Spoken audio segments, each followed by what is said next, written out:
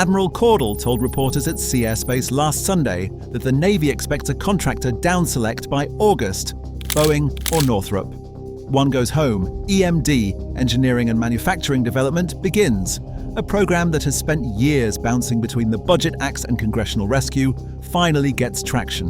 What it doesn't get is an answer to the question driving the whole effort. The F/A-XX has been cut, restored, nearly surrendered to the Air Force's F-47 timeline and cut again, not because the competing designs were inadequate, but because the Pentagon hasn't resolved what a carrier air wing actually needs to accomplish against China in a shooting war. The specific questions remain open, whether the carrier operates inside or outside the weapons engagement zone on day one, whether it absorbs first-wave attrition or holds back for follow-on strikes.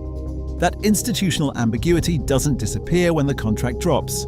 It gets absorbed into the program and calcifies. Once EMD begins, the program grows its own immune system. Requirements get locked in, budgets deepen, and the cost of changing course rises faster than the will to pay it. If the concept underlying it is wrong, the aircraft will still be very good at executing it. Place a strike group in the Philippine Sea on the first day of a Taiwan contingency. To operate outside the reach of China's DF-26, with a range of approximately 3,000 kilometers, the group is already more than 1,000 miles from the Chinese coast. The F/A-18 Super Hornet's combat radius runs around 450 nautical miles unrefueled. That gap doesn't close through better airmanship or more aggressive tanking schedules.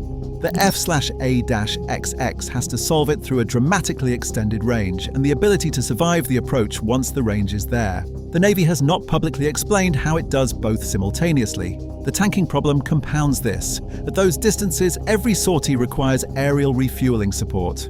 Tankers are large, slow, and non-stealthy. They fly predictable corridors well within range of the same Chinese missile systems, pushing the carrier back in the first place. The F/A-XX can be as low observable as its designers intend. The aircraft cannot keep itself airborne. China's targeting calculus doesn't begin with the fighter. It begins with what the fighter depends on. Stealth narrows the survivability problem without resolving it. China has spent 20 years building specifically toward counter-stealth. Over-the-horizon radar, low-frequency detection networks, and sensor fusion that draws on platforms no carrier jet can reach or suppress. The threat environment the F/A-XX will enter in the mid-2030s is being built against this exact aircraft profile right now. The most credible architecture for handling both problems is a manned jet-directing collaborative combat aircraft forward. F/A-XX as quarterback, unmanned systems running the routes. The concept has logic behind it. It also requires F/A-XX and its drone surrogates to share a functioning kill chain inside a communications-degraded, electronically contested environment, a coordination problem that has never been solved under operational conditions.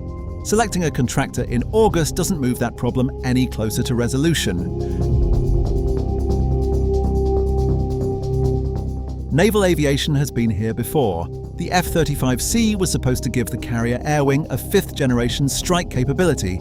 It did, at the cost of range that made the threat geometry problem worse, not better. The program answered the requirements document. The requirements document had asked the wrong questions. The F/A-XX is running the same risk. A program kept alive by contractors who can't afford to lose it, and legislators who can't afford the headlines if it dies, tends to reflect those pressures in the aircraft it eventually produces. The coverage will focus on Boeing versus Northrop, designs, industrial capacity, and which company deserves it. Some of that will be worth reading. None of it touches the actual question. Whether a carrier-based fighter, any carrier-based fighter, can operate at scale against an adversary that has organized its entire military modernization program around making carriers too expensive to use. That question was unresolved before the competition started. It will still be unresolved the morning after the contract drops. The Navy will have a contractor, a schedule, and a program of record. What it won't have is an answer to the question that actually decides wars.